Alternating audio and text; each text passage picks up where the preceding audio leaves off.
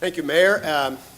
We have an esteemed group of folks coming to the podium, and Don't ourselves. there we go. I'm not supposed to oversell. These folks we just found on Megabus, and I only paid $1. let's see, is Allison here? Is Allison coming? She was out in the lobby. Okay, all right, well, we'll catch up, okay. As Mayor Moore just indicated, we're going to shift gears a little bit now. And in some ways, our shifting of gears ties in with the creation of the Transit Alliance of Middle Tennessee.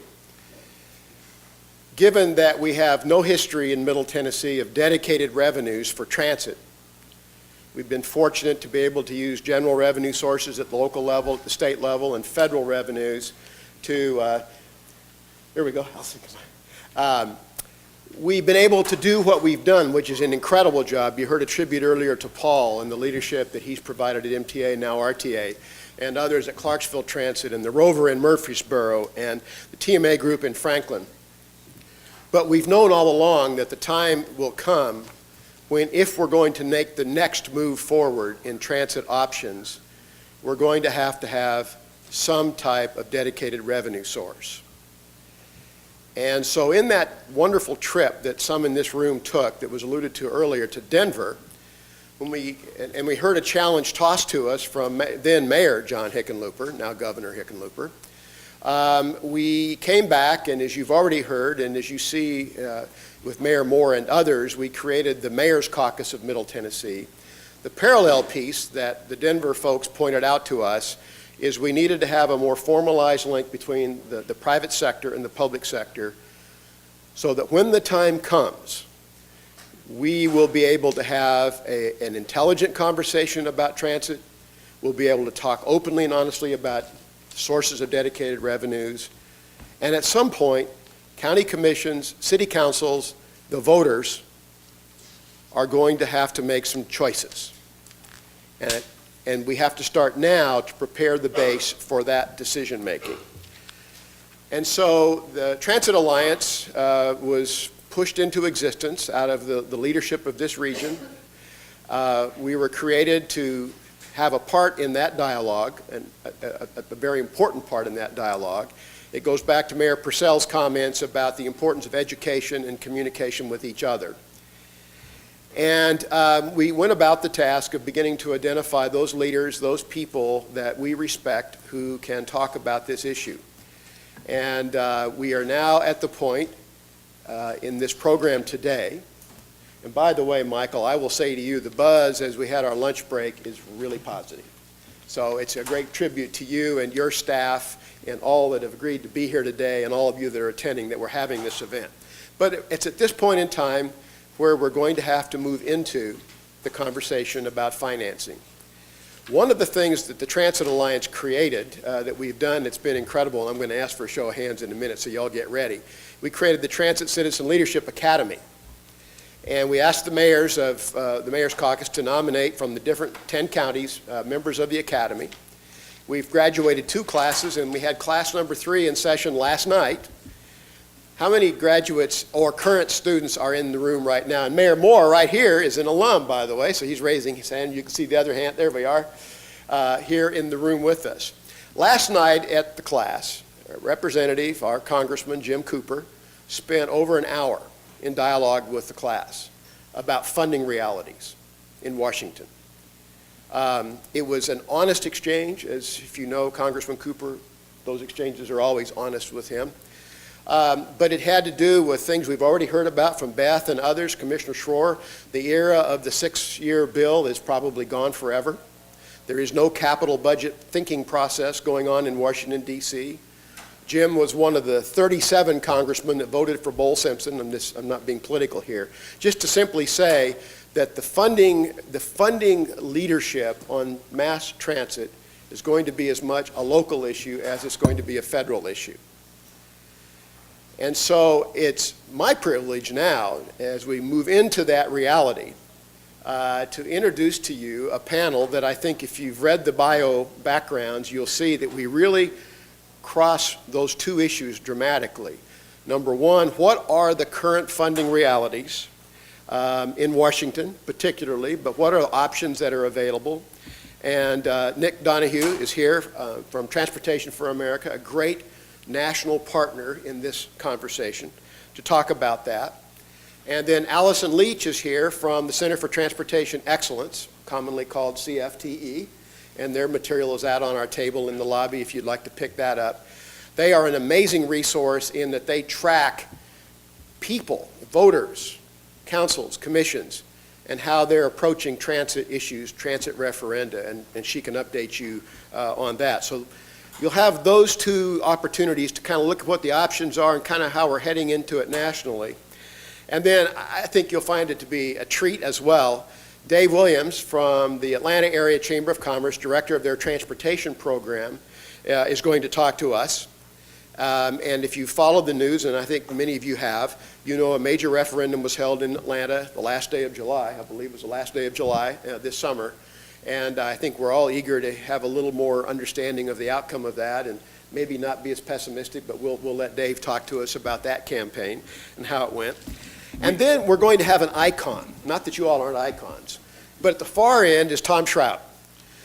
Tom is an icon in the role of leading a community to support transit, maybe losing a few times, but ultimately winning when the vote comes to provide additional dedicated local funding for transit. Tom was basically the founder of the Citizens for Modern Transit in St. Louis. I had the opportunity to meet him a couple of years ago in Portland at Revolution Conference, and he was like the queen bee. He would walk around and there was always this little group of other people following him, trying to listen and hear what he had to say. I hope that now that he's okay. Yeah, okay.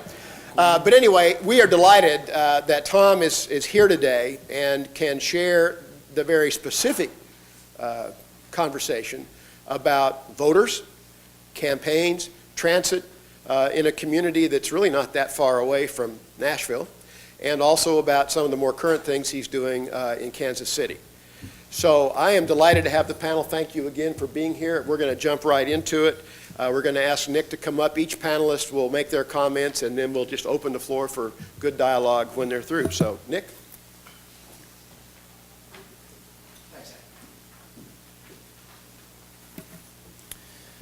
How's everyone doing? That's good. I'm actually getting responses still. I hope you do the same thing when I walk away. So, I'm here today to talk a little bit about what are some of the options that are available for financing transit. We've already heard Art and Beth and Ed and others tell us the federal government's broke, it's dysfunctional, it's not going to find a way to solve this transportation funding crisis.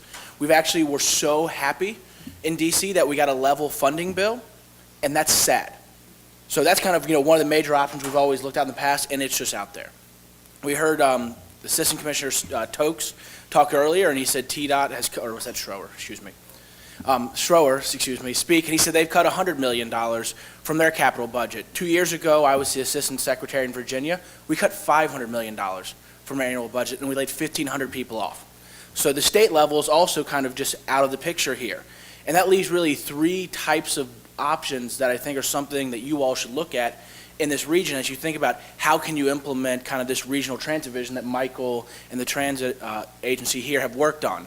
One of them is, ballot measures and raising revenue locally. I think Allison's going to talk a little bit more about that, as are some of the other panelists.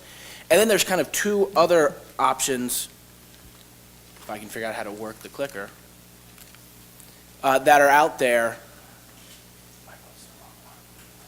And you'll see those options here in a second when Michael puts the other presentation up, but really one is using the increased flexibility. We've heard that, MAP 21, the recent federal transportation bill, had some provisions in it that I think can actually help you all as you think about what are some new ways we can use the same amount of federal dollars that we've gotten before in a different way.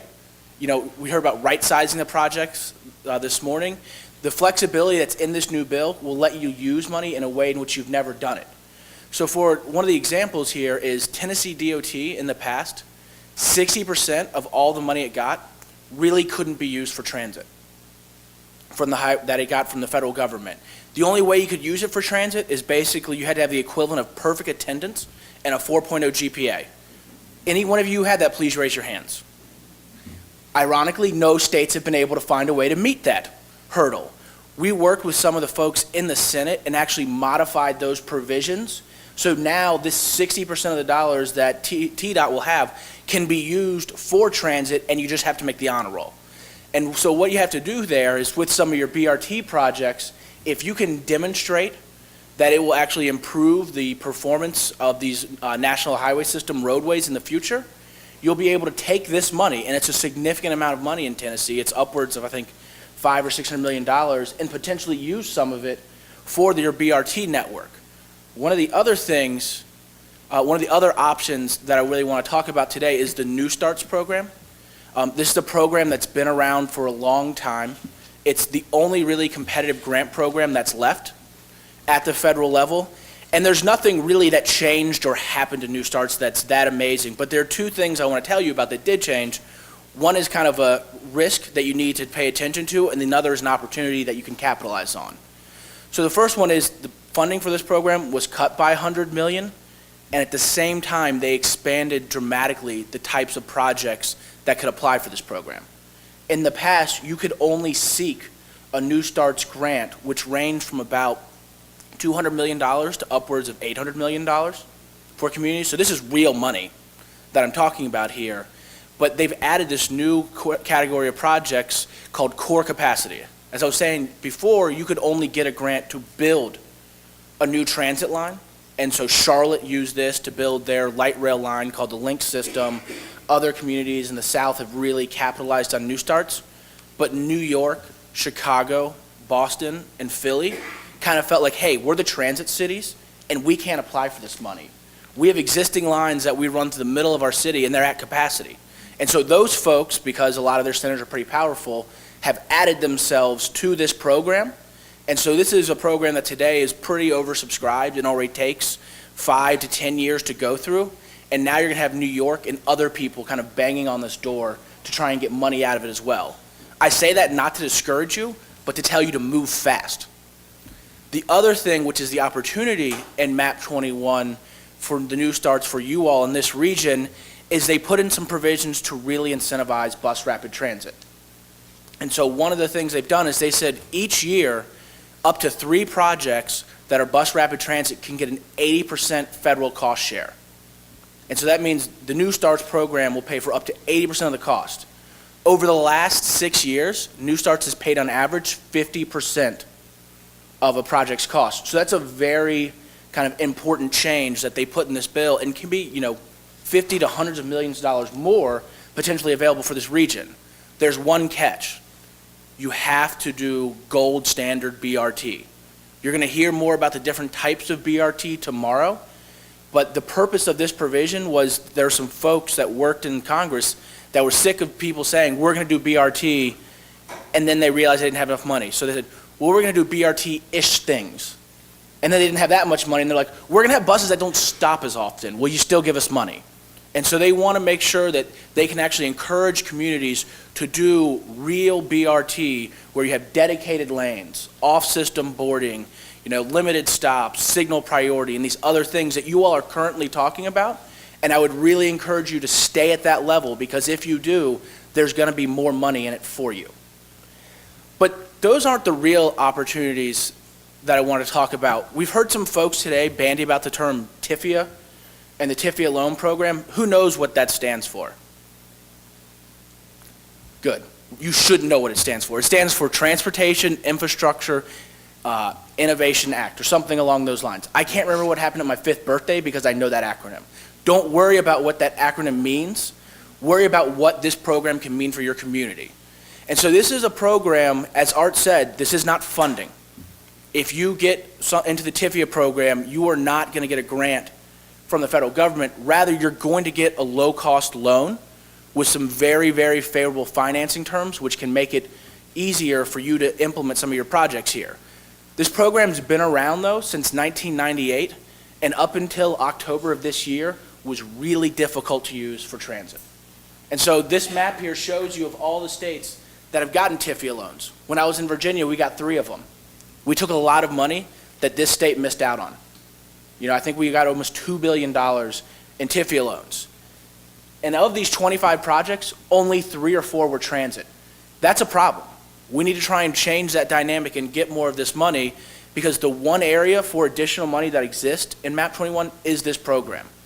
There's $50 billion that the federal government is going to give out through formula funds for transit and highways, et cetera, this year and next year.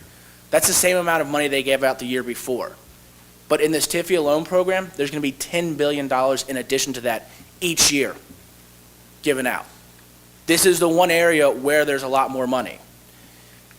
And one of the things that the TIFIA program does, and has done for highway programs for the longest time, is it solves the chicken and egg problem. Basically, you know you want economic development, but you don't have the transportation capacity to really put it in place. And if you had the economic development, you'd have the money to pay for the transportation capacity, and you're stuck there with kind of this conundrum of, what the heck can I do?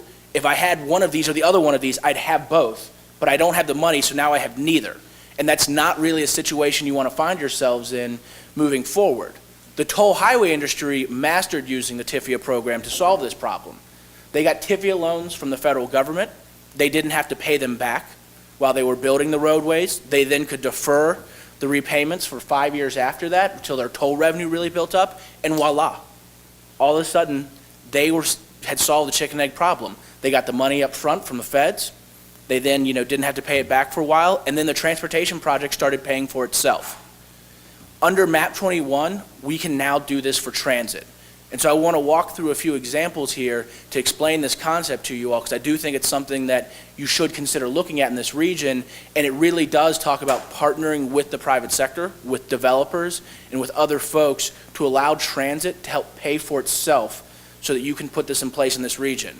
Up on the screen here, you see a picture of the Charlotte light rail system called Lynx.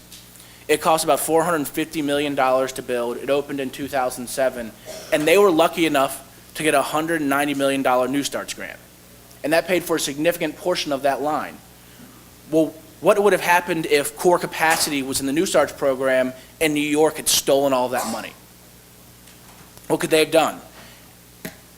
This right here is a pretty telling picture that I think can help you understand what they could have done. Both sides of the street used to look like the left side of this street. The trick is on the other side of those brand new apartment buildings is the blue line that they built in Charlotte. This 9-mile light rail line has resulted in $1.4 billion of real estate that's either complete, under construction, or being permitted. $1.4 billion. This opened in 2007. This wasn't that long ago. The existing real estate that's actually been complete is generating an additional $24 million in property taxes for Charlotte. And so you're wondering, well, what does this have to do with the TIFIA loans? It only took 8 years, 9 years for all of this new development and the new tax revenue from it to come in from when they started building this transit line. So how can this work for you in TIFIA? What you can do now under the new program is you can apply for a loan to pay for up to 50% of your project cost. You don't have to pay a penny on day one, like you would with a regular municipal bond. You don't pay a penny when you're done building the thing, like you'd still be doing if you had a regular municipal bond. And then after that, you can even delay the repayment for another 5 years to allow the property tax revenue to really generate itself. And so in that example, Charlotte, had they not gotten a New Starts grant, could have actually paid for a $240 million TIFIA loan just with the real estate revenue that was created by the new development in this corridor. Here's another example of where someone got a very large federal grant that's going to be difficult to get in the future. Here in Tucson, they were lucky enough to get a $65 million Tiger grant back from the Recovery Act in 2009 to build their $160 million streetcar. There aren't any more $65 million Tiger grants. That's not going to happen. Even last year when Tiger was funded, and this year we're not sure if it will be, the largest grant that was given out was $20 million. But along this corridor, this project is going to open next year. They expect property values at a very, very conservative rate to increase by $35 million along this, I think it's a 2-mile corridor.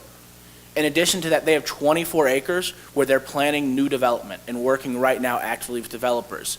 That's going to create revenue that they can then use to help pay back TIFIA loan, because they're not going to get another $65 million Tiger grant in the future. Those days are done. We have to find new ways to try and do this.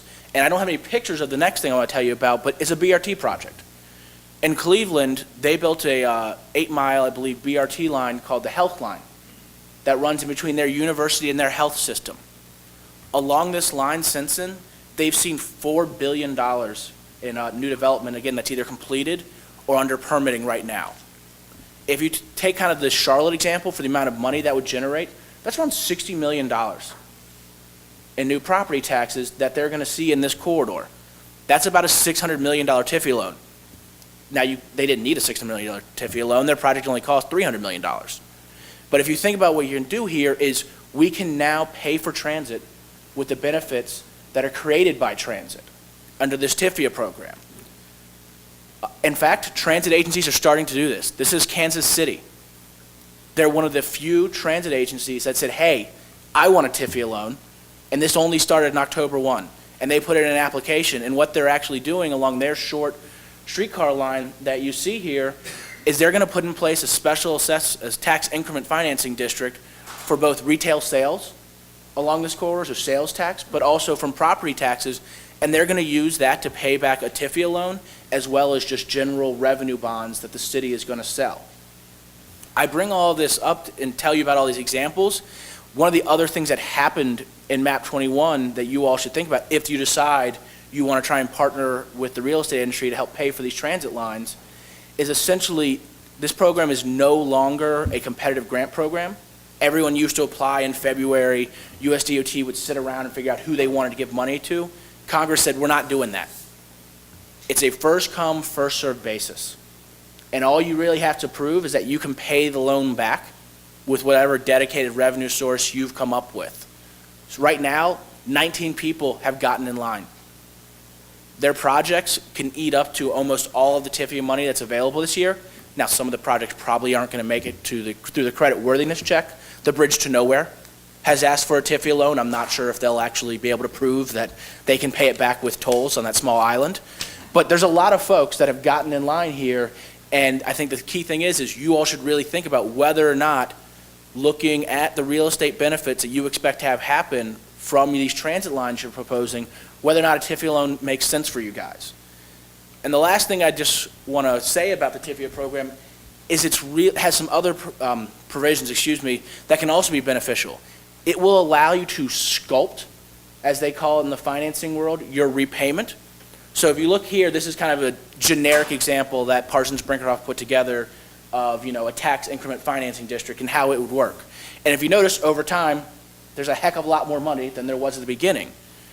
The U.S. government will work with you once you start repaying and let you backload a TIFIA loan so that if your economic development comes online a little slower, as happens sometimes when we have, a real estate bubble, economic recession, or other things of that nature, and lets you kind of back end it so you can keep paying that loan but still have the cash up front. And my concluding point is just these places, I don't know why it's hanging over there, these places where we have kind of transit-oriented, walkable development, their property values have held a lot better than this kind of suburban areas during this last economic recession. This is an example in, DC, where an area actually was not worth as much in '96, the walkable transit-oriented area, and now it's worth a lot more than kind of the more traditional suburban type of development. Maybe DC's, unique because of the federal government. Here's Columbus, Ohio. Same trend. Here's Denver, Colorado, one of your competitors that we heard about earlier. In the Highlands development downtown on their new light rail line, they've seen their property values go up 137% since 1996. And if you even look at it during the recession, they held flat. And so there's no easy way to solve the problem of financing transit. If there was, Congress would have done it, but they punted, and now the can's in your lap. I just hope you, as you try and figure out what you can do for this, you look at whether or not there's some options with the new flexibility that Tennessee DOT has, or potentially consider whether or not the transit-oriented development that you hope to see in this region can help pay for the transit you're looking to have. Thank you.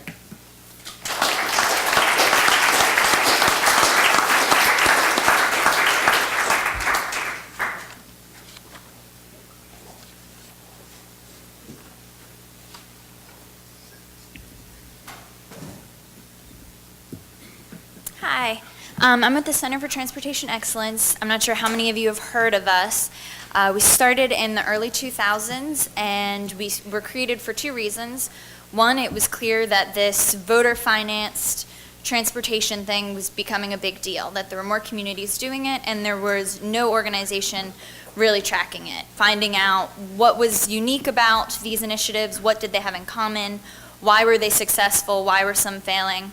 The other reason we started was to combat critics. You were seeing a whole bunch of the Wendell Cox, Randall O'Toole critics going around the country basically saying that transit investment was bad, and there was not a unique organization gathering the research and providing a place for people to come and figure out what statistics they could arm themselves with to fight back in their communities.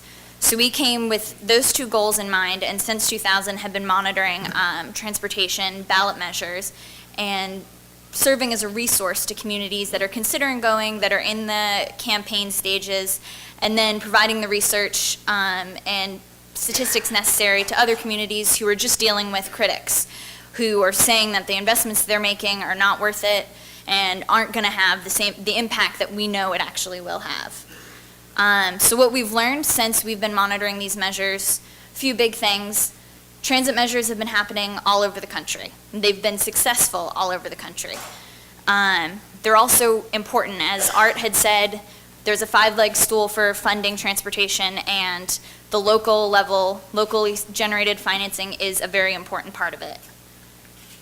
This is a look at the measures we've been monitoring up until last year. They've been in almost every state, and you can see they've been successful in almost every state. Tennessee, you guys have the Memphis gas tax. We're hoping we can turn that state into a blue at the end of this year. Illinois also has an advisory measure in one of their counties asking voters if they would support a new transportation system. So that's two more states going this year, and you can see that it's rapidly filling in. We've had, over the past 13 years, over 450 measures around the country. Some of these are going to be small advisory measures, property taxes in townships. Others are major sales and property taxes in large counties, multi-counties, huge regions. Every single year we have had measures. It goes both election year and off cycle. So we broke it down. If you can compare, the top left is our election year. You can see that there were more measures, and that has been trending up. Off cycle, we have had less measures in those years, but there's still been an uptrend since 2000 in the amount of communities that have been putting these measures on the ballot. The success rate is another thing to look at. In addition to more communities going, more have been successful. We started back at about in the mid-60s. Our average rate now is 71%. Over the course of 12 years have been approved. If you look at ballot measures generally for libraries, for schools, for other funding, those only pass about 35% of the time. So when you pull transportation out, it actually is nearly twice as successful as your average ballot measure. Some people always ask us, what happened during the recession? Were communities still going to the ballot? Were voters willing to support new taxes for transportation investment? So if you look at starting in 2008, you can see that even with the recession, communities have still been going to the ballot and voters have still been approving. There's been a steady uptick during those years. We've actually also seen more measures going to the ballot each year. This year we're looking at almost 60, which is the biggest year yet. And I think most people would agree the economy still isn't back to where it should be, and yet those communities are looking for this option and they know their voters are going to support them. We monitor all different types of transportation measures, so not everything that we look at is going to be finance, and those other measures do play a role in how voters perceive transportation. So some of what we're looking at is RTA participation, or we see some anti-transit measures, but most of what we look at is finance. In the last 12 years, there's been over 330 measures relating to finance. You can see that the most common, more than half, are sales and property taxes. We're seeing property taxes becoming a little bit more common to sales taxes. It used to be the other way around, and that's been growing in the past few years as a lot of communities are reaching sales tax max, and they can't go that route. We've also seen more innovative fees growing as an alternative. There's been a lot of vehicle fees in the past few years. In 2010, 7 counties in California put a $10 vehicle fee on the ballot. In most of those communities, it was all for transit, or more than half of it was for transit investment. Some of the other types of financing, we've seen hotel taxes. Indianapolis ended up not going, but they were considering an income tax. Memphis is very unique with their gas tax increase. We actually haven't seen that yet. But for communities that have the authority, which very few do, it's a worthwhile option. To the right, you can see that there's a slight inverse relationship between the success of different types of financing measures and how often they're on the ballot. Bonds are dramatically more successful than the others, but at the same time, that's a little easier on the voters in that the funding is not coming right there. It's kind of that future. But still, all of them are succeeding well above half the time.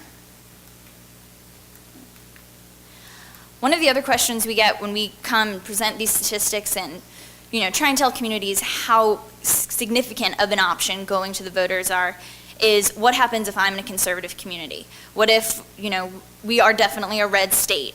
Are voters going to support it? So we did some analysis on the November 2010 ballot and found that there really wasn't a significant difference in whether conservative or liberal communities were going to the ballot and whether they were winning.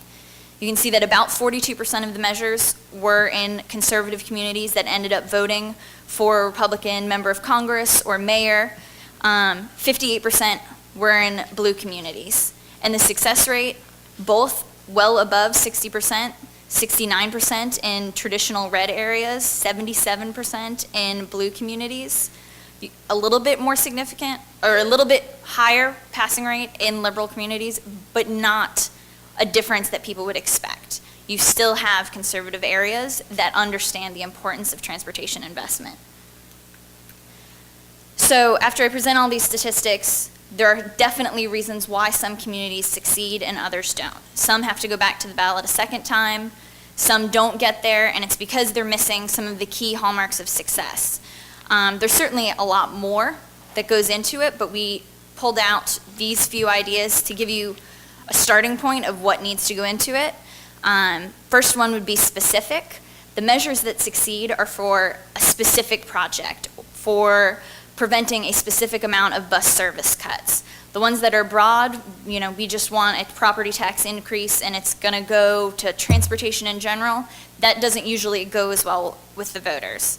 Transparent and accountable, that kind of relates to it. Voters need to know that you're gonna use their money wisely, that they can trust the investment, that it's going somewhere specific, and that they're gonna see benefits from that investment. Really important is a strong coalition. Tom in particular is going to talk about the role coalitions played in the success in St. Louis's measure. From very early on, from getting a measure on the ballot, to getting support, to getting out the vote, coalitions, you can never be too early building a strong coalition for transit support and investment in your community. Going along with that, early community outreach. You don't want to go too late to the voters and have them feel like decisions have already been made without them. It's best to go early, involve them early, get the information out there of what the community plans are, ask for their opinion. That's a good time to start doing polling, see how people feel about your downtown area, about your transit agency, about the MPO, what the perceptions are and what their opinions are about where investment should be made. Another very significant one is an effective champion, whether that's going to be an elected official, business leaders, media or sports figure. The communities that have the most successful campaigns have 1 or 2 or 3 key community leaders that are standing up and putting their reputation on the line for that investment. Good messaging speaks pretty much for itself. A campaign that is sending multiple messages isn't going to be as effective as one that has a very clear ask for the voters and then narrows it down for the different groups within the community and making it clear to each one why this investment benefits them. Strong ground game goes without saying. Effective management of local circumstances. This is where the hallmarks of success is going to get a little bit more specific to your community. Because the truth is, everyone's different. Your community might be dealing with a past investment that was perceived negatively. It might be the transit agency that doesn't have the best reputation. It might be a really strong anti-tax opponents in the community. You have to figure out what those issues are and address them head on and make sure you negate those issues in order for all of the other elements of a successful campaign to come together. Last one I want to touch on is professional support. As much work as you can do in your community, if you're facing any challenges, if you're heading out there and long before the vote it looks like it's anywhere less than 60%, you're going to need some professional support, whether you're having campaign management come in, whether it's doing some polling or some messaging. Having professionals come in is the best way to ensure that you succeed the first time, or the second time at least. To provide some context for all of this information, I'm going to go over this year's elections. In 2012, we are looking at over 60 are on our list. We monitor all transportation measures, but for our statistics, we count ones that have a significant transit component. So you can see that a bunch have already gone this year. We have a handful more states that are on the ballot in 2 weeks. So far, heading into November, we have an 85% success rate, and that's huge. We owe a big amount of that to Michigan, which had a lot of property taxes this summer. Renewals, they are very successful. Most of their transit agencies are financed through property taxes at the local level, and those voters expect it, and they come out year after year to support their bus system or their light rail. Whether it's a small local or it's a bigger regional system, they've had a lot of success. Heading into November, we have a variety of measures. There's 12 that qualify as finance measures. For RTA participation, those actually are negative measures. There's a handful of communities that are looking to leave their transportation authority. Some are going to go start their own system. Others just want to take that money and run.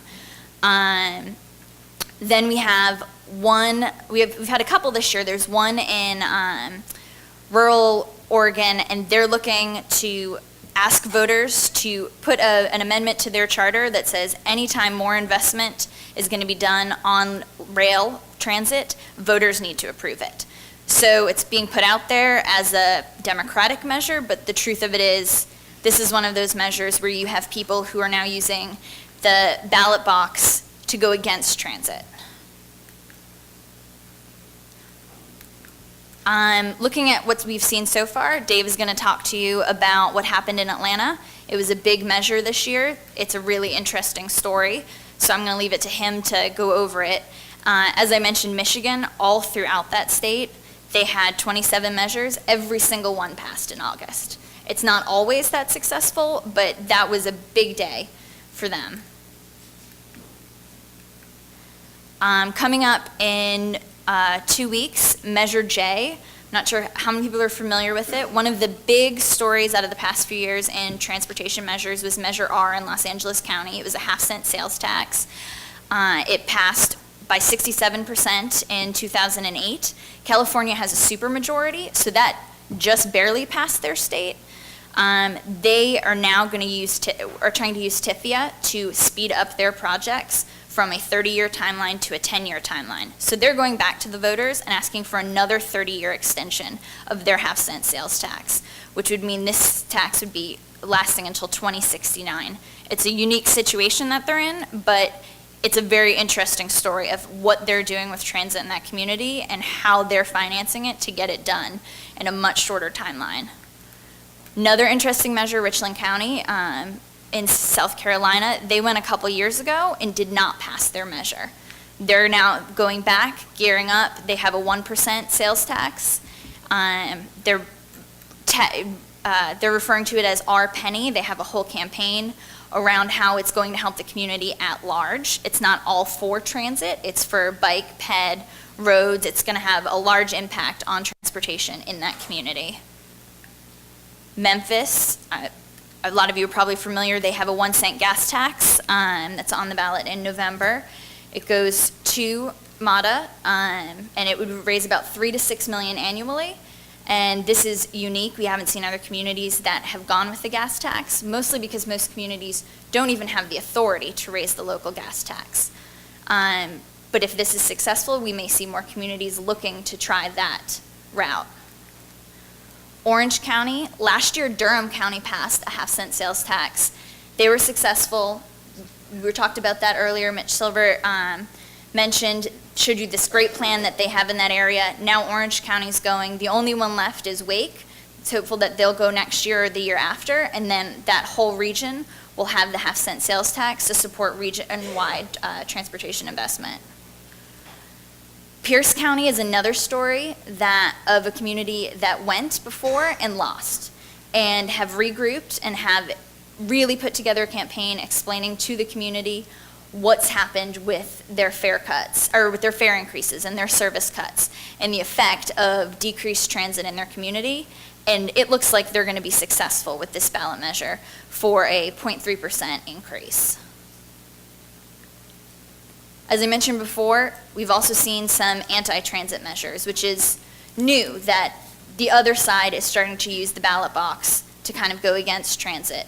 So there's been 3 in Oregon, 2 were already approved, and there's a 3rd in November, and that's to put a measure on their city charters or county charter that would require future voter approval for any rail transit investment. Then you can see in Toledo, in Grand Rapids, Michigan, and then in Greater Portland, Maine, there's another 5 communities that are looking to leave their regional transit association or authority to either go out on their own or to just end transit service in that community. These are some of the other interesting measures to watch this year. Virginia Beach has an advisory measure asking whether voters would support extending the Tide Light Rail into that community. Mahoning County has a sales tax for their transit system.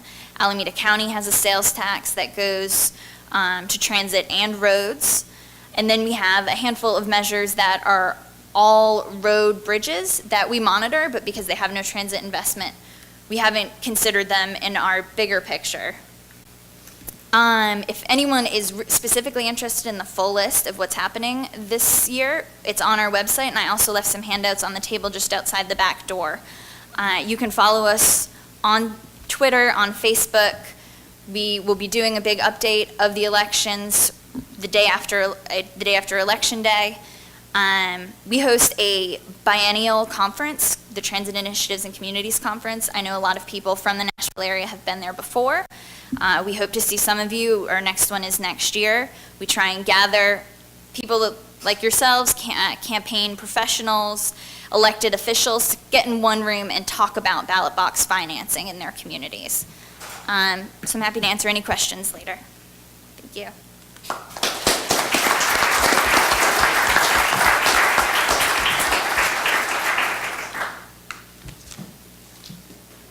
I am Dave Williams. I work for the Metro Atlanta Chamber. Atlanta came up earlier today. I think Bill mentioned it. It was the place that you guys weren't sure you wanted to be Atlanta yet. I think is how I heard that. But I was, in my former life, I was a government worker. I was the mayor of my town. And I made the mistake one time of saying that we did a study about a road, Buford Highway, through our town. Buford Highway goes all the way into downtown Atlanta, and it's very different along the way than it is in Suwanee, where I was the mayor. And I said, we don't want Buford Highway to look in Suwanee like it looks in Chamblee.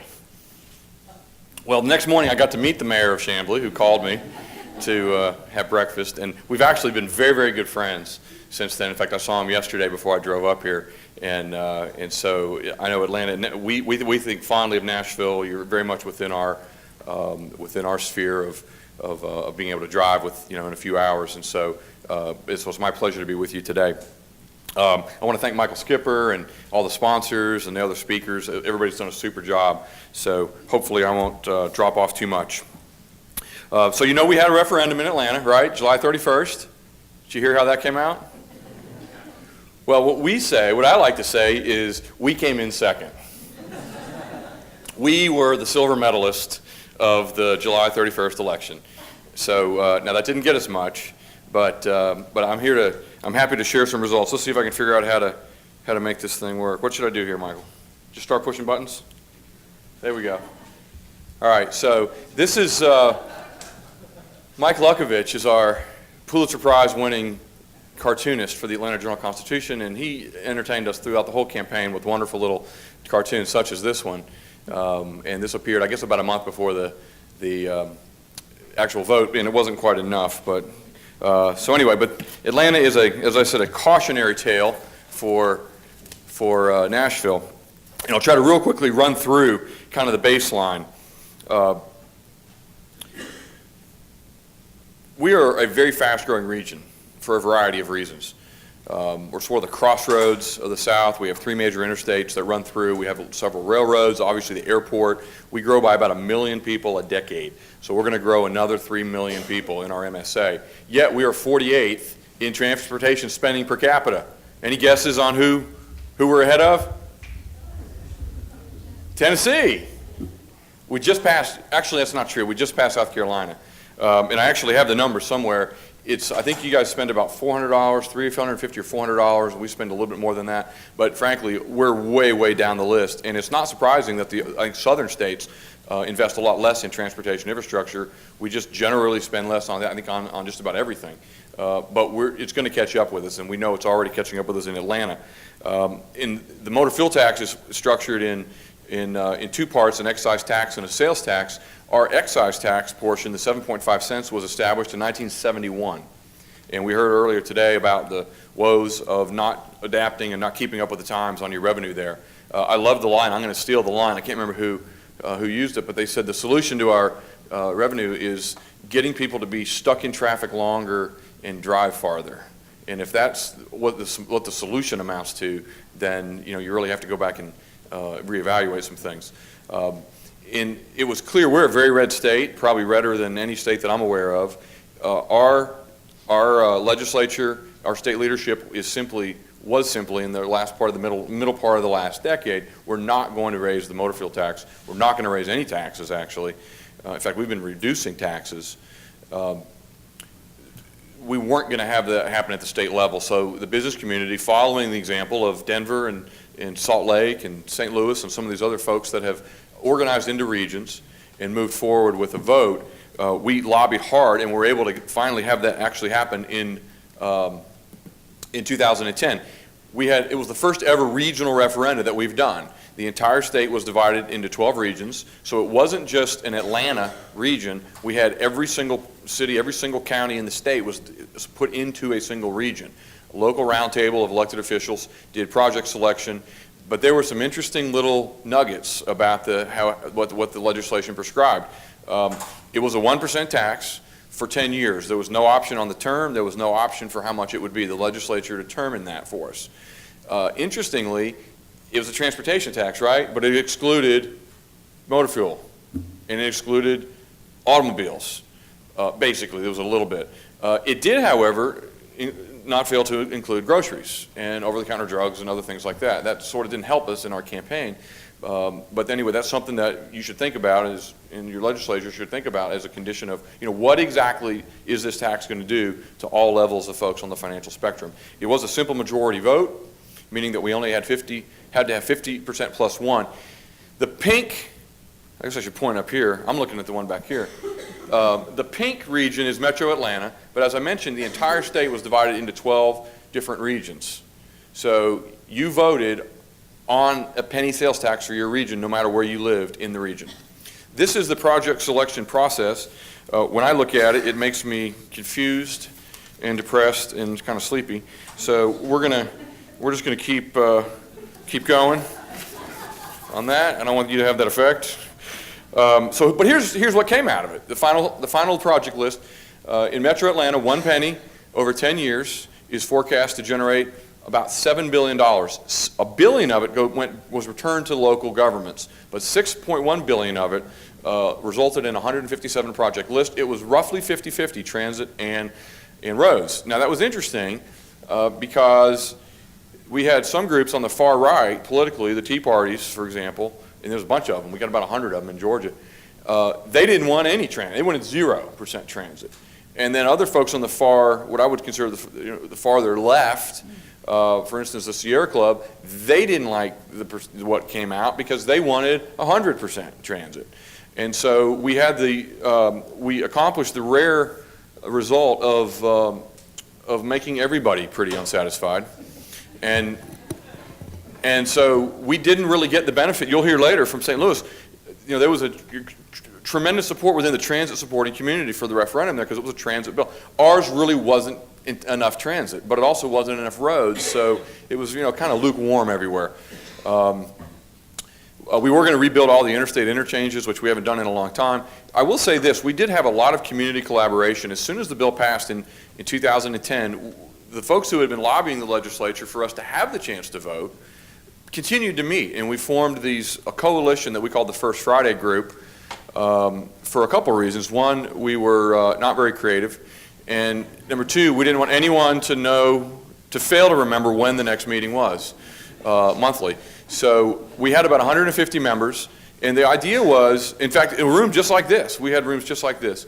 We had 150 members toward the end, and the deal was you couldn't, as an individual entity, as an individual company or an individual, we couldn't accommodate you.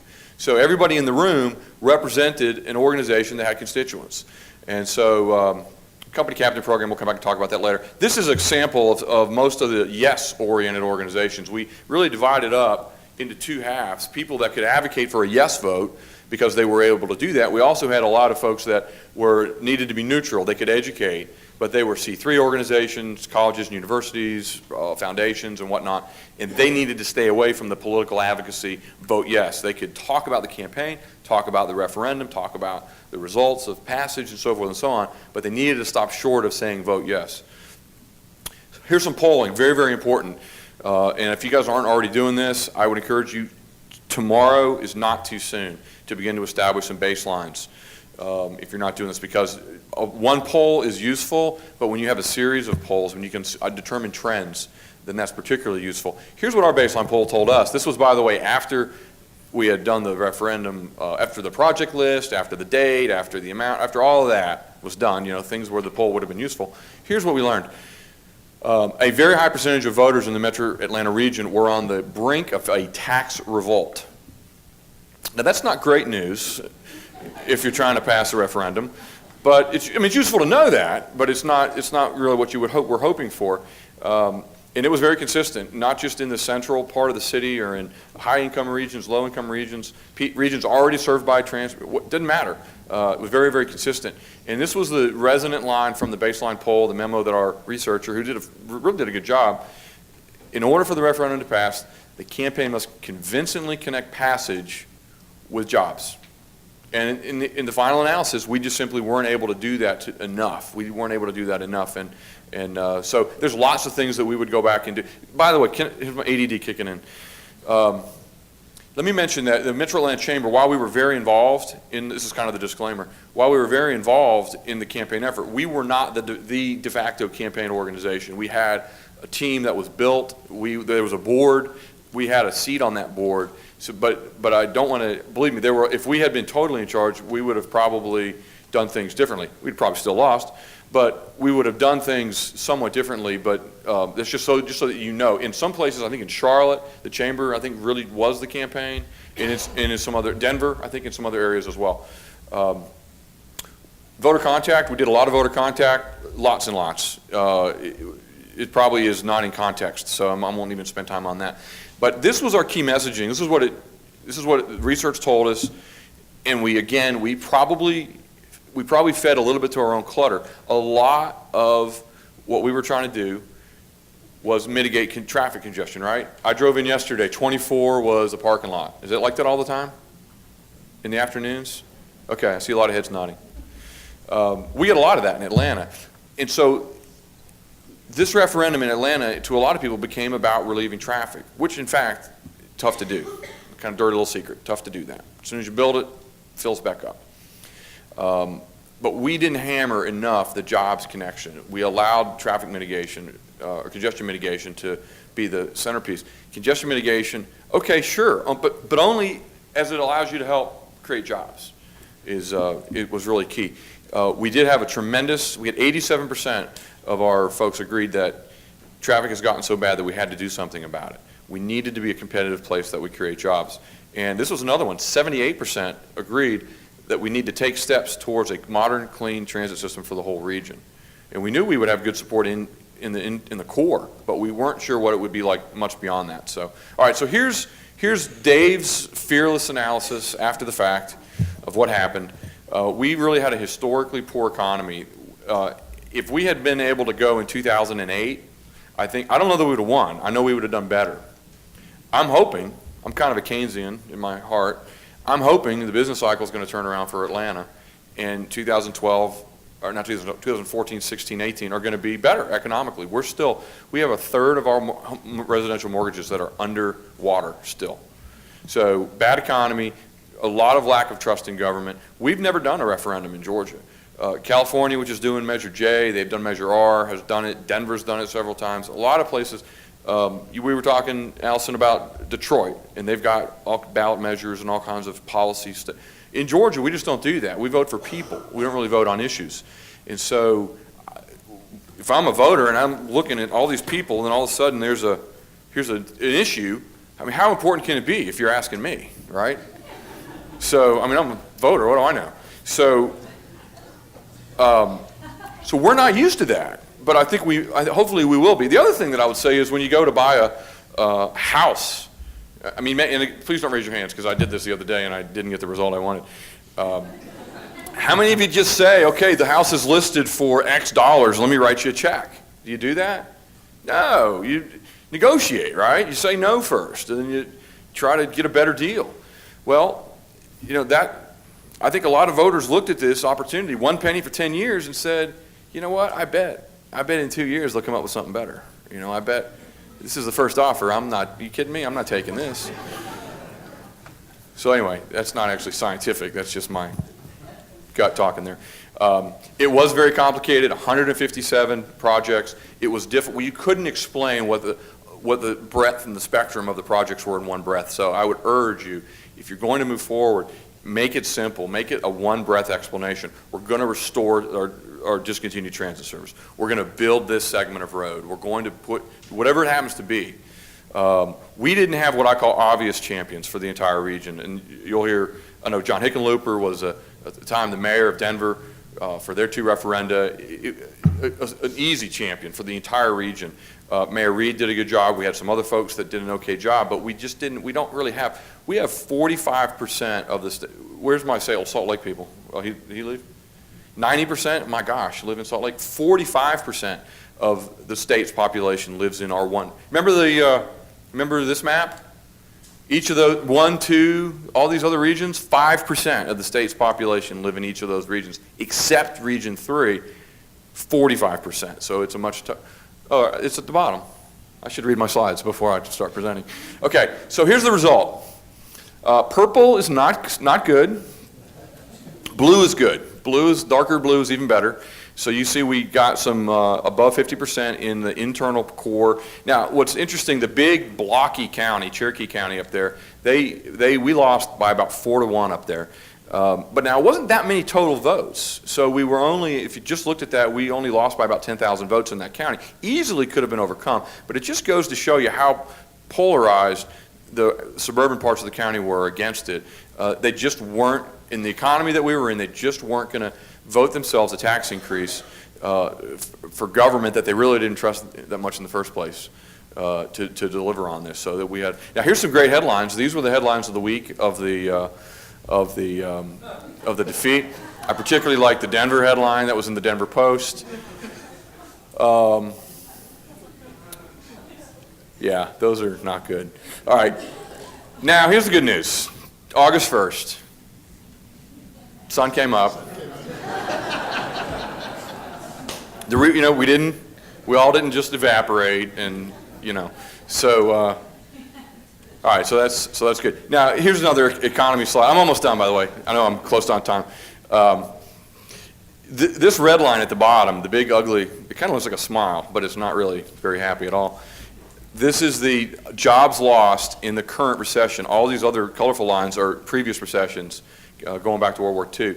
And you can see the depth of job losses and the duration of those losses are profoundly different than what we've ever seen before. And so I think that really caused people to be pessimistic about their personal situation. So here's my reflections. That was, by the way, that was the low point of the presentation. So now we're back on Tom. I'm not going to leave you with a manic depressive group here. So here's the good news. 10 county region. It's probably too large. If we go back to this to the 10 counties, do I have a laser beam on here? Well, oh gosh.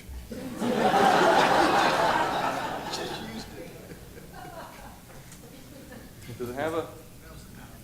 Okay, I'm just going to quit pressing buttons. There are 10 counties here. If we could gather the middle, can I just walk around? If we could gather these middle 5, and these other counties, they're clearly part of the region. 63% of workers in the region don't work in their home county. I mean, we are crossing lines like crazy. So they're part of the region. It bothers me from a policy standpoint to want to sever them and say, you're not part of the region. But from a funding standpoint, we probably, in order to get everybody on the same page, you got to take the wins that you can take. You got to win the games you can. You got to save the ones you can. And that's why I think we probably need to think about, if we don't vote as a smaller region, we at least need to do project selection as a smaller subregion. The project list was too complex. Remember the slide you didn't see? The scary slide? So do something, engage the public soon. I think the tax was too expensive. I know that Richland, God bless Richland County in Columbia, they're going to be voting on a 1 penny. I think 1 penny is too much today. I think if you take a look at LA, Charlotte, Denver, Salt Lake, is that they have? St. Louis, I think a half penny. I think you can get a half penny by, but I think a full penny is tough. Our timing, the thing that there was a big argument about primary versus the general election. To me, I think the bigger challenge was we finalized our project list and that had almost a full year before we had the vote. And there was just so much time to be exposed to opponents, to criticism. It was hard to energize our base. You just can't keep people involved for that long. So here's what I would say. This last slide, election timing, economic conditions factor in big. They factor in huge. Scope of the tax, it's critically important to engage citizens early. We had a lot of what we call grass tops support, rooms just like this. I got news for you. Ready? If you write anything down, write this down. This room is not enough. As great as this room is, it's got to go deeper. It's got to be grassroots. It's got to be, you guys represent a group, or you lead a group of 100 or 1,000 or whatever it is. Those people need to be able to understand it, not as much as you do, but they need to be able to get it. When you ask somebody, what are we voting about, they need to understand we're voting about our prosperity. We're voting about our future. And it can't just be this group. Because if we voted in this room, it would be 100%. But that's not enough. You got to get out to the grassroots. What's in it for me? I'm not going to steal anybody's thunder. All right, that's all I have.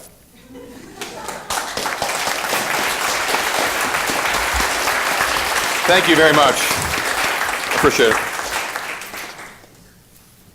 Well, thank you very much. It's good to be in Nashville for the first time in, I think, over 20 years, and to see the wonderful progress that you've made in your downtown area. We spent yesterday afternoon walking around and just really excited to see the good care and stewardship that you're placing with your own community, and investing in transit's another way of doing that. I started my career in transit advocacy 25 years ago, and one of the first persons that I had to work with was Paul Ballard. He was at St. Louis at the time with the Bi-State Development Agency, doing a good job for us those many years ago. We've stayed in touch, and it's good to see his good work here in Nashville.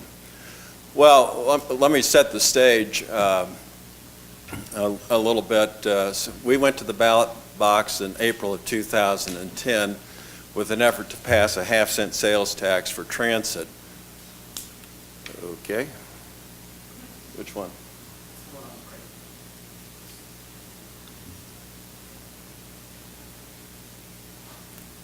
There we go. So what were our challenges in 2010? Well, First of all, there were troubles at our transit agency. The agency had been tasked with a major light rail expansion of about 6 miles through a very dense part of the city. There was lots of neighborhood opposition. And in order to mitigate that, the elected leadership said, well, let's put this part underground, let's put this part elevated. And what started out as about a $400 million project ended up at over $600 million. And so that did not sit well with the public. Metro decided to sue the engineering firms. That went to trial. And guess who lost? Metro lost the lawsuit, and so there was lots of negative publicity about the agency. Right on the heels of that loss, Metro was running out of money to fully operate the system. Unfortunately, they had told the public many times before that they were about ready to run out of money, only to somehow figure out how to do something to achieve more efficiencies to keep the service out on the road. So the public, I don't believe in 2008, believed Metro that they would have to cut service should the vote not pass. Of course, everyone has referenced the rise of the Tea Party. And one of the things that did happen, of course, was service cuts to the bus and light rail system. And what we found in trying to mount a campaign, we were having a tough time raising campaign money. And our polling wasn't all that great. We were at 53% of the public saying that they might support or they would or likely or highly likely to support a sales tax increase to help fund Metro. And the business community was cool to another campaign so soon. In other words, they had funded a campaign in '08. We turned right around, stayed in campaign mode all the way through April of 2010. This went on the ballot. We got county council approval on a searing 3-2 vote. So the business community, we went to ask them to help us fund another campaign. They said, it's not the right time. So what did Citizens for Modern Transit do in this climate? We organized an education campaign and we supported the Yes campaign. And at the time, we didn't have much money to deal with. As a not-for-profit organization, we could inform and educate as much as we liked, but as a 501c3, you can advocate for Vote Yes, but you're limited to 20% of your budget on how you can do that. So we did some of both. We bifurcated the campaign, and that is we created a very organized education campaign that did not talk about Vote Yes, and then the Vote Yes campaign would inform the public about that. We organized, the Citizens for Modern Transit organized a steering committee for the Vote Yes campaign. Without the support of some of the key business leaders, we had to develop a new strategy to get key people involved. And we also created a coalition. Now, Citizens for Modern Transit is a membership organization, and we created a transit alliance, which is a coalition of other organizations to support our effort. And we also worked with students at Washington University to have a student campaign. And this turned out to be very effective in turning out students in a low turnout election to vote yes on a transit measure. I'm not sure that's replicable. We're having trouble doing it in Kansas City, where we're working now, but it worked very well for us in St. Louis in 2010. So what was the education campaign strategy? Well, we needed champions, and we needed to build a coalition. We needed to find some money. We needed to do our research and polling, and we needed to do some targeting messaging. Well, who are our champions? We recruited a suburban Republican mayor to be the campaign spokesperson and campaign manager, John Nations. He was an excellent choice. He was seen as an unlikely choice in the community to be somebody advocating for a vote yes on raising your taxes as a suburban Republican, and did a terrific job. Another champion was Dr. Donald Suggs. Dr. Suggs is president of the African American newspaper, The American, and he was our leadership and outreach to the African American community.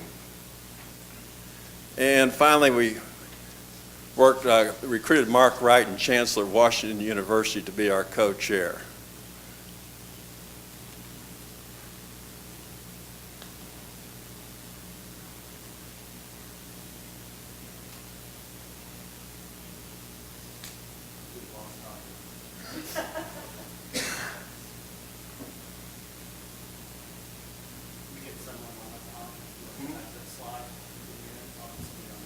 Okay.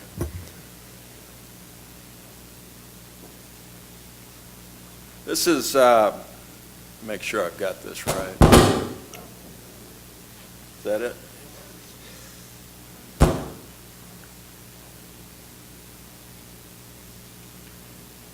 For support is for an investment in our region, an investment in our public transportation system. I've agreed to work with other civic leaders to assure the passage of a ballot initiative on April 6th in St. Louis County. We're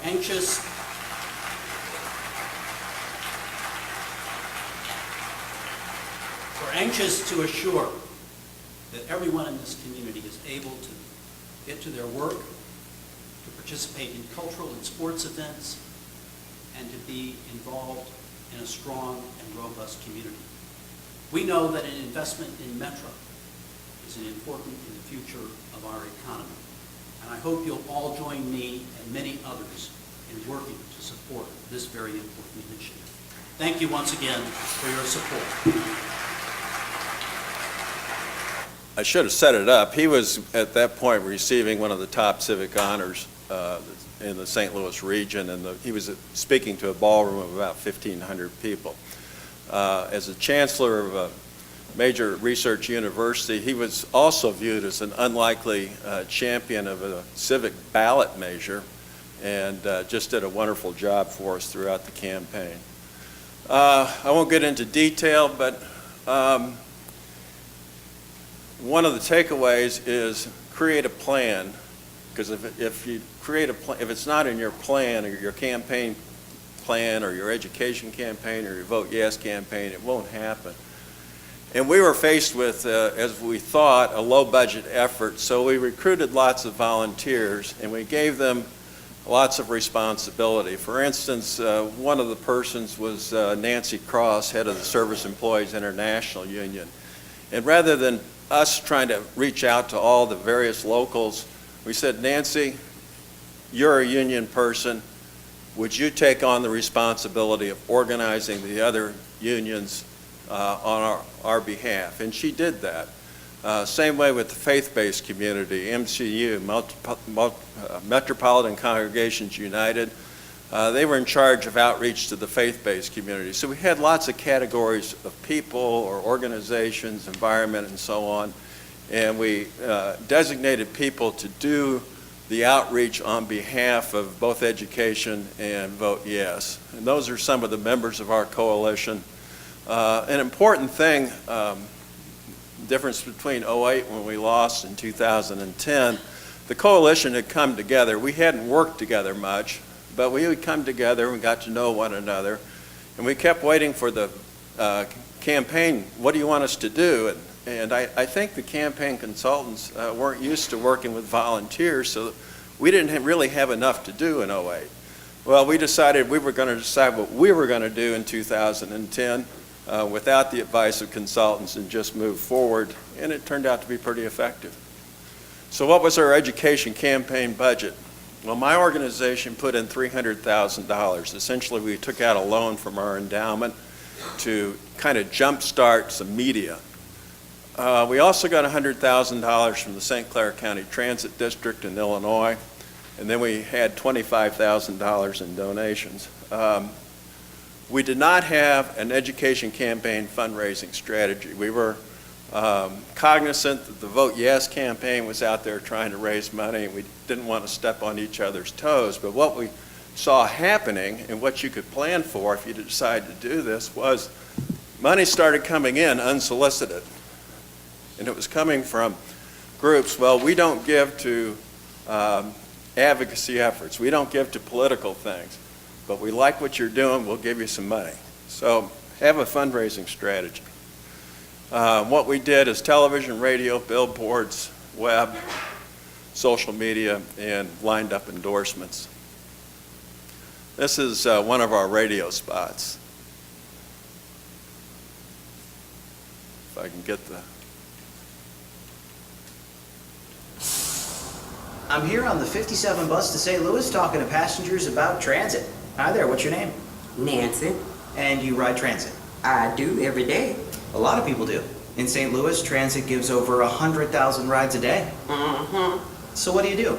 I'm a nurse. Oh, if there wasn't any transit, you couldn't get to work. Not where I live now. I'd have to move or find another job. And if you couldn't get to work and I happened to go to the hospital, You die. so it's a matter of life and death. Absolutely. Makes you think of all the people we rely on who rely on transit. It sure does. Healthcare workers, office workers, store clerks, teachers, servers, Nurses, nurses, sure. radio announcers. Right. Transit. Some of us ride it, all of us need it. Yeah, you wouldn't really die. I was just joking, you know. Oh, I'm glad. You might have to wait for a bedpan, though. For more information, visit citizensformoderntransit.org. Paid for by Citizens for Modern Transit. Targeted, of course. Here's the one targeted to... I'm here on the 210 bus to St. Louis talking to passengers about transit. So what about you? What do you think about transit? Generally, it's good. I like it. I like all the people on it. And I know all the people. So how would it affect you if they took transit away? Well, I couldn't get to work, so maybe by bike, which, not so much my favorite when it's snowing and stuff. So I'd have to find another job. And right now, there really aren't other jobs. Where do you work, by the way? A coffee house downtown. Ah, so without transit, you couldn't get to work and I couldn't get my non-fat latte. Yeah, that's about it. I would be really grouchy. You'd be miserable. I would be. So even if I don't ride it, I need transit. If you want your coffee, yeah. People, this is serious. I want my coffee. Transit. Some of us ride it, all of us need it. For more information, visit citizensformoderntransit.org. Paid for by Citizens for Modern Transit. Can I sit down? Do you mind if I just sit next to you for a while? I'm going to next show you one of the, we had 2 TV spots as well, and the theme is I Love Transit. And here's where the polling came in. When we first started looking at the script from our consultant, it said I Love Metro. And we began to think about our polling, because Metro was polling favorables at about 50%. But when you ask people, should we be making a greater investment in transit, that was up in the 70s and 80%. So by saying we love transit, we focused on the product rather than who delivered the product. And I think it made a huge difference, because throughout '08, in that campaign, the underlying feeling you could see was, well, vote a tax to bail out Metro. And in 2010, it was vote a tax to improve our transit.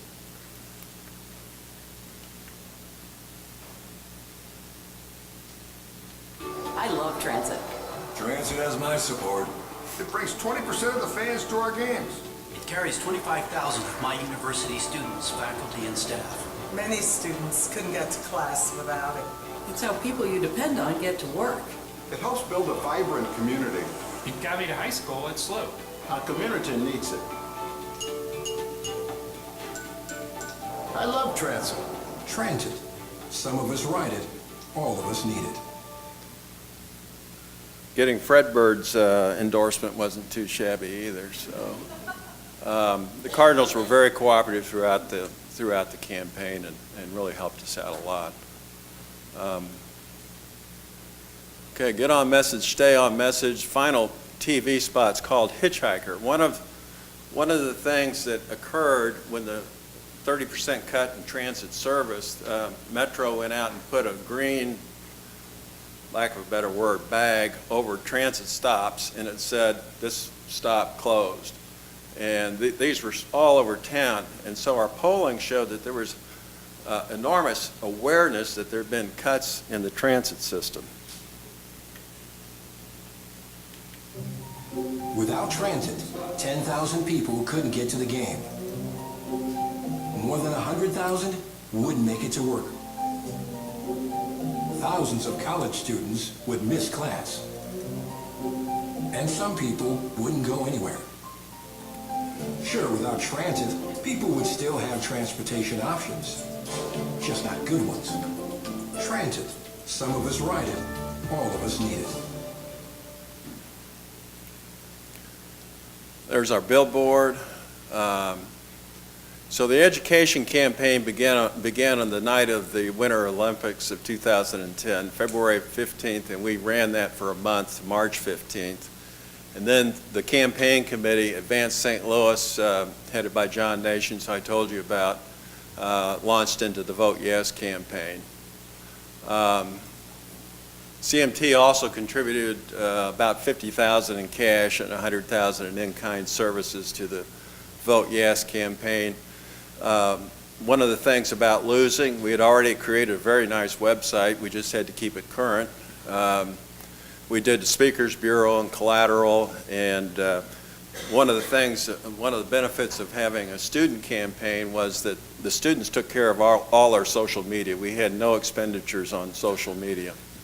And CMT, again, one of our board members organized the phone and the door-to-door strategy. And what began to occur as Mark Wrighton got involved and as our commercials began to run, the business community began to soften. And we saw the gentleman said, "That's how I got to high school." He was the CEO of our electrical utility company. So he said, "Yeah, I'll get involved and I'll write a check." And then he got somebody, and then somebody else got somebody. So at the end of the day, the business group who said they wouldn't support us, all their members did support us. So we ended up with a sufficient budget, although early on we were concerned about having enough. And that's the yard sign from the Vote Yes campaign. As I said, normal April election is usually 13 to 15% turnout in St. Louis County. We got that up to 22% by targeting areas where we thought we had likely yes voters. We first did a voter ID, and that is frequent voters who said they would vote for a transit measure. We didn't bother them. Infrequent voters who said they supported it, we go back to them. You know, you really need to go to the polls. So we began to target segments of the population who we really needed to focus in to make sure they turned out. We won the absentees. The opposition pretty well was quiet by election day. We upped the voter turnout, and there was big change. We ended up with a win of 63% to 37%. So what are the lessons learned? As I said earlier, fundraising for the education campaign was not fully explored. Their foundations are helping out local groups around these measures. That needs to continue to be explored. The universities were with us all the way and were immense support. Hospitals helped us out, and other not-for-profits. In another city where we're working, local government has been a huge supporter of education campaign, raising about $600,000. And as I said, there are entities that are sympathetic to transit, but for one reason or another will not give to a Vote Yes campaign. I'd highly recommend consultants with transit experience, messaging transit. You pull in somebody that hasn't messaged transit, they're going to message it as welfare. I just guarantee it. You got to have people that are experienced at this and can get an exciting, bright, fun message out there for you. Involve all groups early. Get buy-in and commitment, and don't assume anything. In 2008, our county executive in St. Louis County was leading the campaign. He's African American. We thought the African Americans would turn out. Well, he did not reach out to them. There should have been more cultivation, and we did that with Dr. Suggs in 2010. I think involving people who are passionate about transit, giving them a seat at the table is crucial. because they're the ones that are going to work the hardest, they're the ones that are going to show up to call, they're the ones that are going to knock on doors. Final lesson learned, people in the community making the case for transit funding, the champions, the grassroots, not the transit agency. And not-for-profit funding of an education campaign can be just the ticket to make the difference. We won. Here's the Post-Dispatch on April 7th. We increased turnout. On the left, blue is winning in 2008, and on the right is winning townships in 2010. And where that blue is where we targeted our GOTV. So that's it, and I'll be happy to participate with the other panel members in a discussion.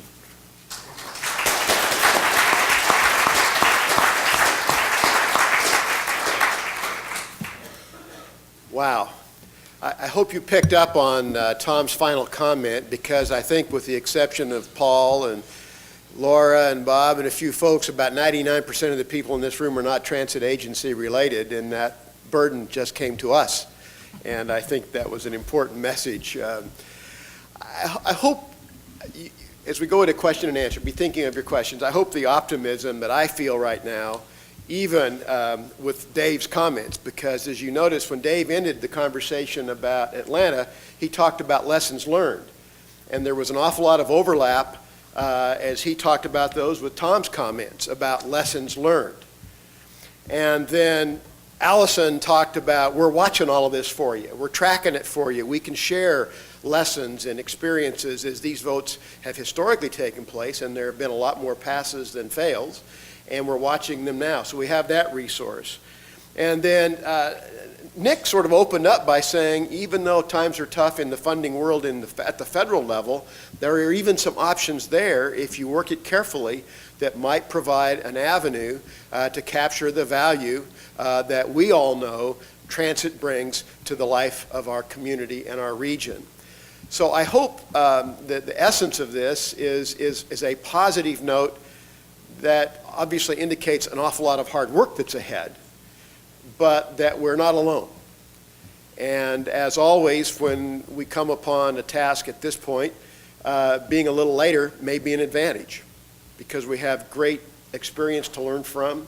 The generosity of these folks and Michael and staff putting this on are evidence of that.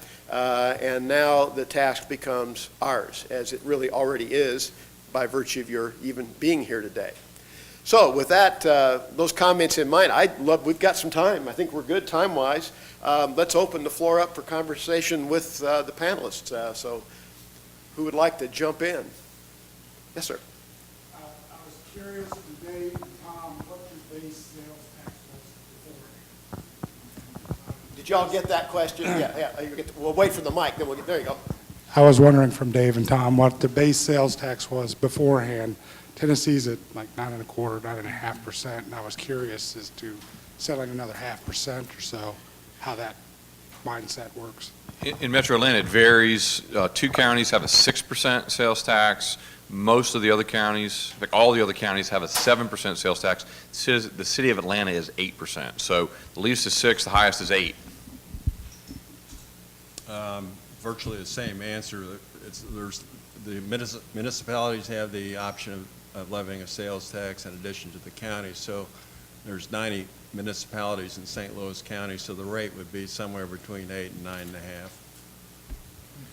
But let me just mention one thing, though, in clarification. I mean, I don't want to go into all the gore details, but in the 1980s, late 1980s, food was exempted in a grocery store.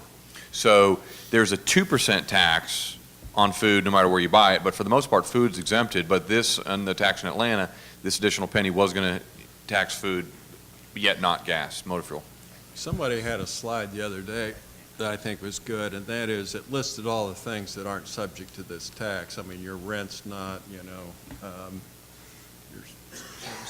your services aren't, doctor's appointments, all that kind of thing aren't subject to this tax.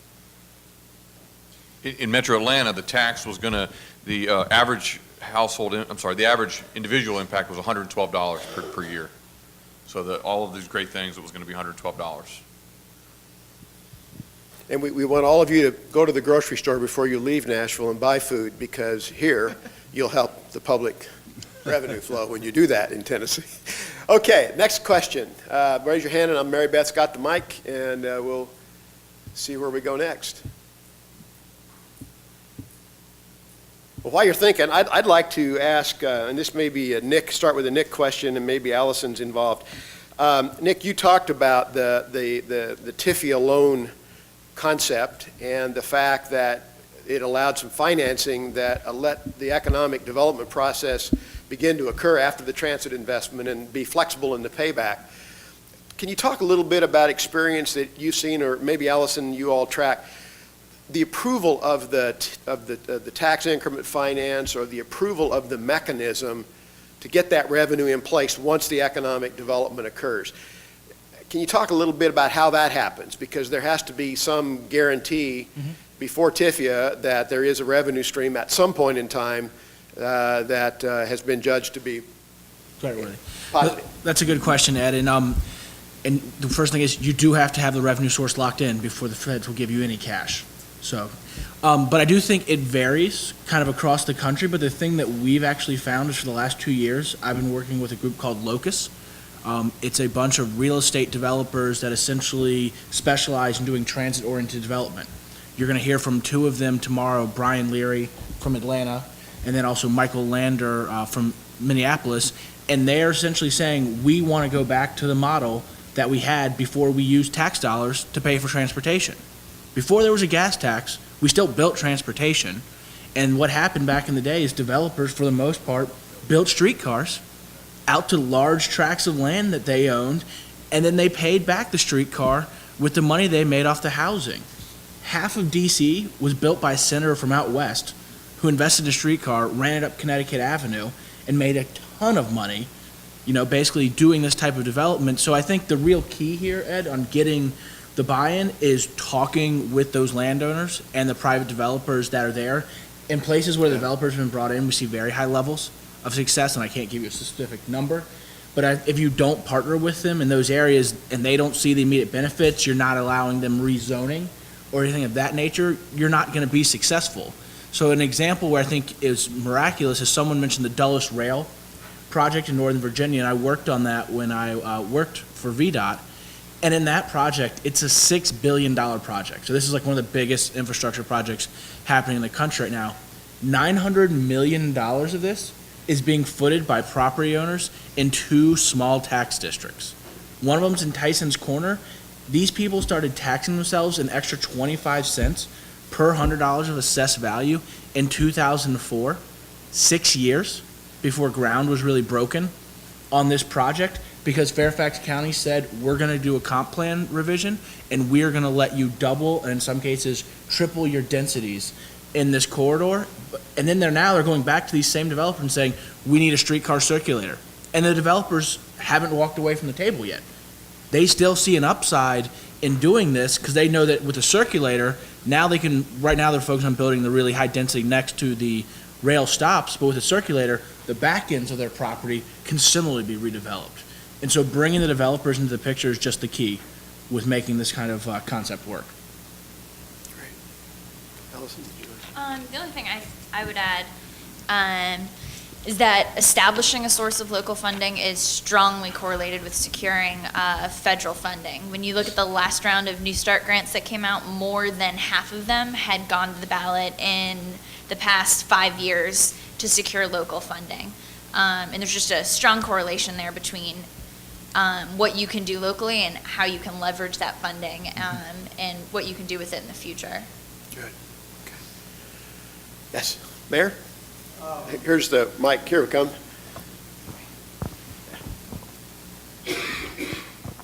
The amount of funding that's in the TIFIA now, you said there are a lot of people already signed up to go after it. Is this something that they project will be a new pot of money every year? That's a good question.